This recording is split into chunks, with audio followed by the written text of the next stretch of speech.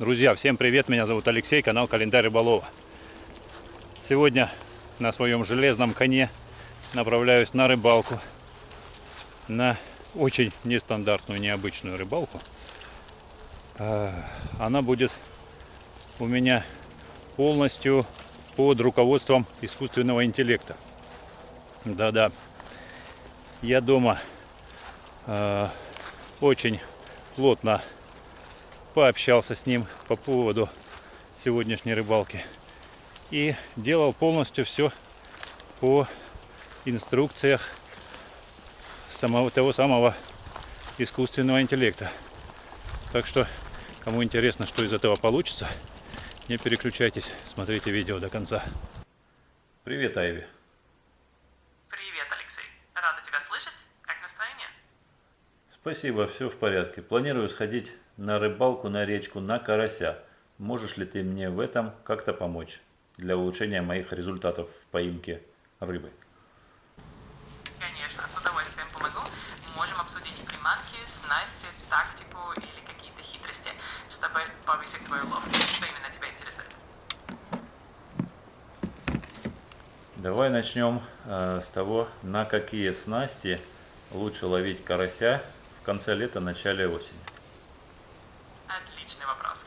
В это время года карась часто активен на более легкие снасти. Подойдут тебе, например, поплавочные удочки с тонкой леской, крючки небольшого размера и легкие грузила. Также хорошо работают различные прикормки и насадки, например, опарыш или кукуруза. Если хочешь, можем более детально обсудить каждый вариант.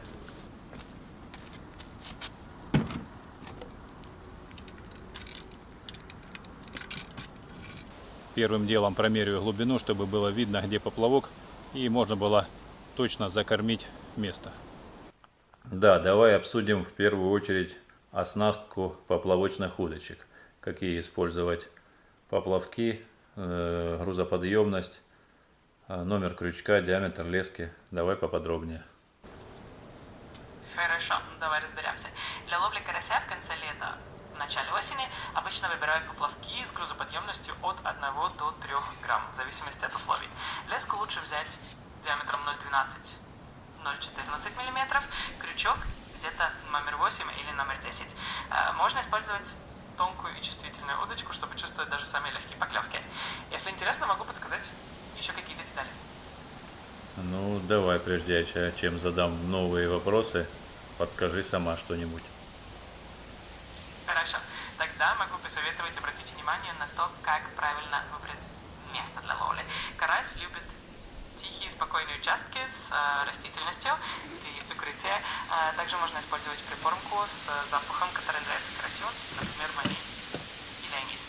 Это может значительно повысить вероятность поклевки. Если еще что-то интересно, спрашивай.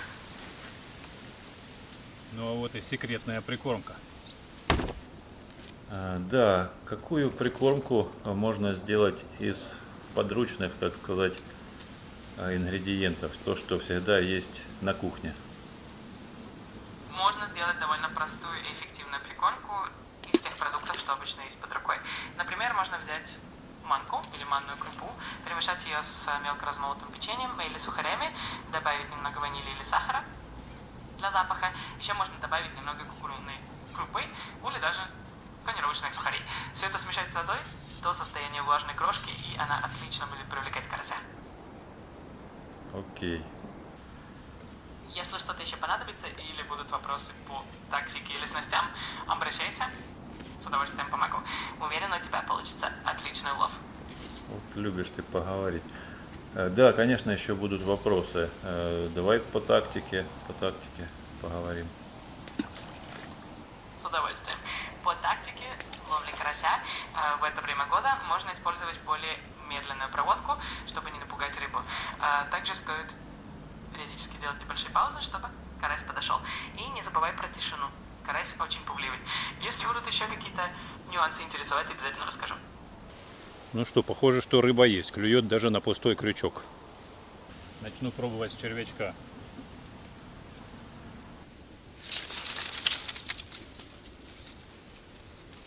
Странная черепашка, обычно сразу разбегаются, а тут ее хоть убежала. Так, одну удочку отрегулировал, забросил, прикормил. Сейчас занимаюсь второй. У меня две поплавочные удочки. Одна такая более спортивная, тонкая леска. Поплавочек огружен полностью по самую антенку. Вот. Крючки одинаковые на удочках. Лески разные. Так сказать, одна удочка спортивная, вторая дедовская. Но на дедовской удочке, ну, поплавок, скажем так, обычная перышко. И леска 0,15 вместо 0,1, как на спортивной удочке. А в остальном все одинаково. В общем, можно сказать, что такой дед продвинутый. Поэтому у него тоже снасть такая достаточно чувствительная, но с более тонкой леской. Посмотрим, какая все-таки удочка будет ловить лучше и насколько влияет толщина лески на клев. Теперь меня интересует наживка. Какую наживку брать с собой на рыбалку на карася? Для карася отлично подходят различные наживки. Самые популярные это опарыш, мотыль, перловка, кукуруза и даже кусочки теста. Опарыш и мотыль хорошо работают в теплую погоду, перловка и кукуруза универсальны и в любую погоду привлекают рыбу. Можно взять несколько вариантов, чтобы экспериментировать на месте.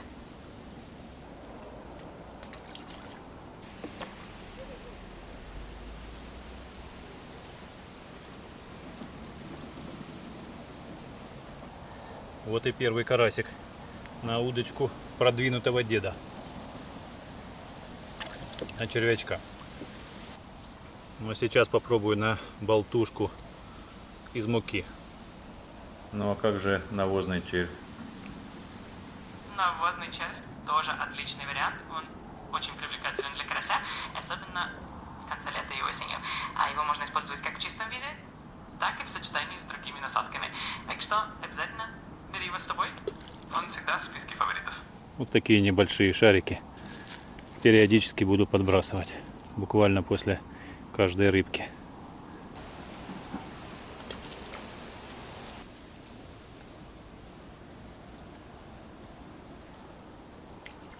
Еще один карасик. 2-0 дедовская удочка впереди. А почему ж ты сразу не предложила мне его взять? Я бы мог так ничего не поймать. Червь для меня это приманка, наживка номер 1 на карася. Учту это на будущее. Спасибо, что поделился. С ним точно улов будет успешный. Если еще что-то понадобится, обращайся. Так, а что ты можешь сказать о погодных условиях? При какой погоде карась будет лучше клевать? Карась обычно хорошо клюет в тихую, спокойную погоду, особенно когда не очень жарко. А пасмурная погода тоже может быть очень благоприятной, потому что в это время рыба менее осторожна. А вот в сильную жару или при сильном ветре карась может быть более пассивным. Так что лучше выбирать тихие, умеренно теплые дни. А как увеличить шансы на поимку крупного карася от полкило и выше? Для крупного карася важно использовать более крупные насадки, такие как большие черви, кукуруза или даже кусочки теста. Также стоит использовать более прочную снасть, чтобы не дать рыбе уйти в укрытие. Кроме того, стоит выбирать места с более глубокими ямками и подальше от шумных зон. Ну и, конечно, терпение и аккуратность в процессе вываживания. Какие глубины лучше выбирать? Для крупного карася обычно подходят глубины от 1 до 2 метров, особенно если это утренние или вечерние часы. В жаркую погоду карась может держаться и на более мелкой воде, а вот в прохладные дни он может уходить чуть глубже. Так что лучше иметь возможность подстроиться под обстановку. Да, будут пожелания. Интересно, что использовать, леску или плетеный шнур? Для ловли карася обычно используют монофильную леску, потому что она более эластичная и менее заметна в воде. Плетеный шнур, конечно, прочнее и чувствительнее, но он может быть более заметным для рыбы. Поэтому для спокойной ловли карася лучше все-таки остановиться на леске. Какой выбрать поплавок? Спортивный или такой более, так сказать, дедовский, с таким шариком посередине, который лучше работает, ну, так сказать, на аккуратные поклевки и на выкладку, на поднятие поплавка. В общем, что ты думаешь о поплавке и вообще о поклевке карася?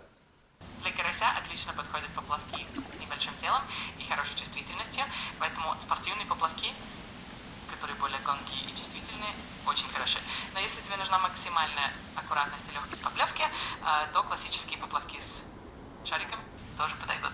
Карась очень осторожен, поэтому поплавок должен давать минимальное сопротивление. Так что, в принципе, лучше иметь оба варианта и выбирать в зависимости от ситуации. Ну а как выглядит сама поклевка карася?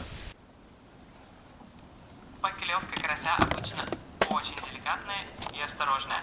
Он может слегка потянуть поплавок в сторону или чуть-чуть приподнять его, а иногда просто очень осторожно его коснется. Поэтому важно держать удочку в руках и быть готовым к очень легкому плавному подсечению. Это как небольшое движение и не резкая подсечка. Что ты сама можешь еще посоветовать в этой ловле? Можно еще обратить внимание на то, как правильно прикормить место ловли. Небольшие порции прикормки, которые постепенно подсыпать в течение рыбалки, а могут держать карася в точке. Еще можно использовать различные ароматизаторы, например, ваниль или анис, чтобы привлечь рыбу. Но, конечно, терпение и спокойствие – залог успешной рыбалки.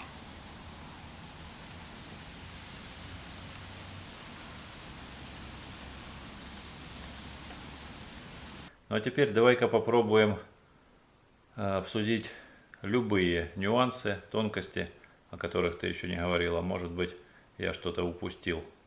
Конечно. Можно обсудить, например, как использовать данные с датчиков, если у тебя есть какие-то умные устройства, или как анализировать поведение рыбы в разное время суток. Также можно поговорить о том, как оптимизировать время рыбалки с помощью прогнозов. Если есть какие-то конкретные моменты, которые хочется уточнить, тоже смело спрашивай.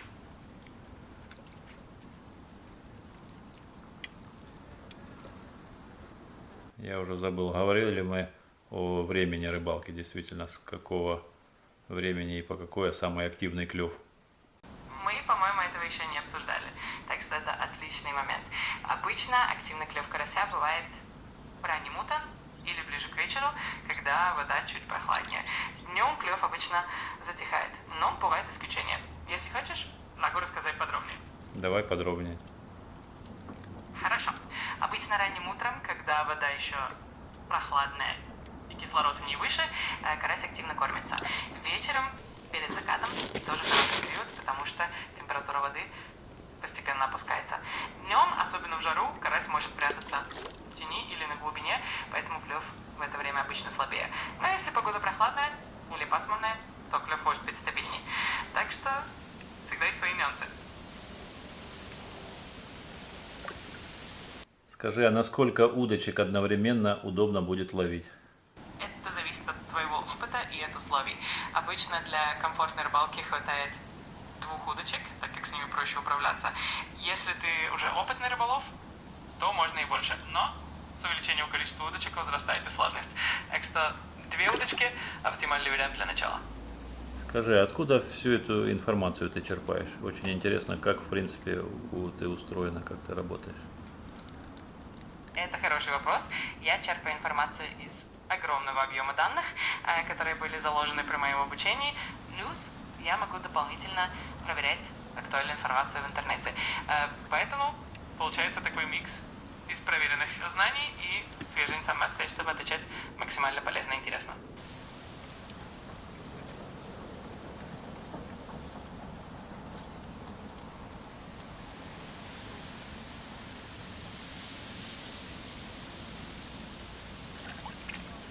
Ну а ты знаешь, что рыболовам нельзя желать удачи на рыбалке. Это считается плохой приметой, что клевать будет очень плохо. И на тебя будут очень сильно обижены.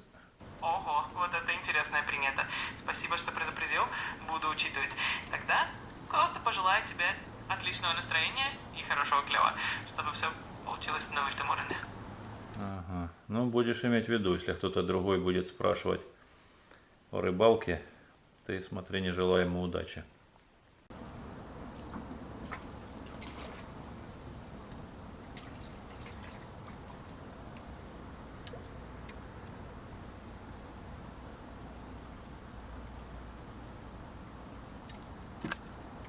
Ну что, я, пожалуй, буду собираться на рыбалку. Этой информации должно мне оказаться достаточно для успешной ловли. Твои предположения, сколько штук карасей я смогу поймать? И второе предположение, сколько это будет в килограммах? Это всегда зависит от множества факторов, но давай попробуем прикинуть. Если условия будут хорошие, то можно рассчитывать на несколько карасей, может быть штук 5000. А по весу это может быть от 1 до 3 килограммов, в зависимости от размера. Так что, надеюсь, получится отличный улов.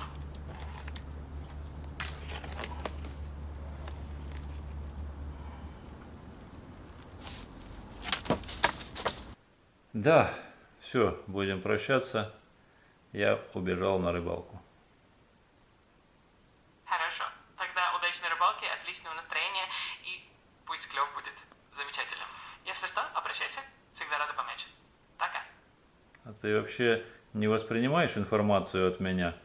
Ее нужно где-то записывать, откладывать. Я же тебе сказал, что ни в коем случае нельзя желать удачи на рыбалке. И удачной рыбалки в том числе. И вообще все, что созвучно с рыбалкой и удачей. Это несовместимо. Это я уже негодовать начинаю от этого. И боюсь, что вообще ничего не поймаю на рыбалке. Спасибо, что напомнил. Буду внимательна и больше не буду использовать такие формулировки. Уверена, что у тебя все получится отлично. Если что-то еще понадобится, обращайся в любое время. Удачной рыбалки. Все, пока-пока.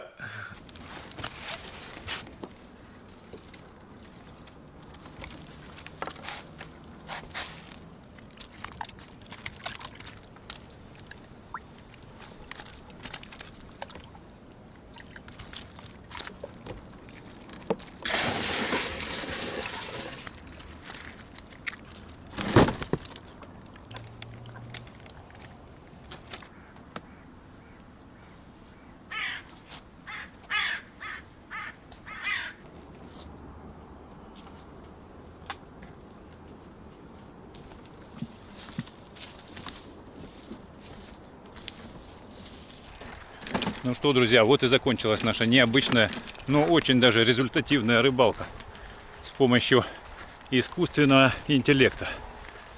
Что можно извлечь из этого опыта? Ну что, конечно же, это колоссальная база знаний, огромная библиотека, которой, в принципе, можно пользоваться, возможно, даже нужно ей пользоваться. Но ни в коем случае нельзя забывать, что вся эта информация далеко не на 100% правдивая. Кто пытался изучить, как работает эта система, этот искусственный интеллект, тот знает, что далеко не в 100% случаев ответ будет верным. Могут быть, в разных на разных базах по-разному процентное соотношение правильных ответов к неправильным. В общем, как ни крути, нам, людям, нужно развивать и использовать свой интеллект, а не пользоваться искусственным. Хотя иногда это интересно и может даже выручить в каких-то ситуациях. На этом буду с вами прощаться. Всем здоровья, мира и добра. Пока-пока. Увидимся в следующих видео.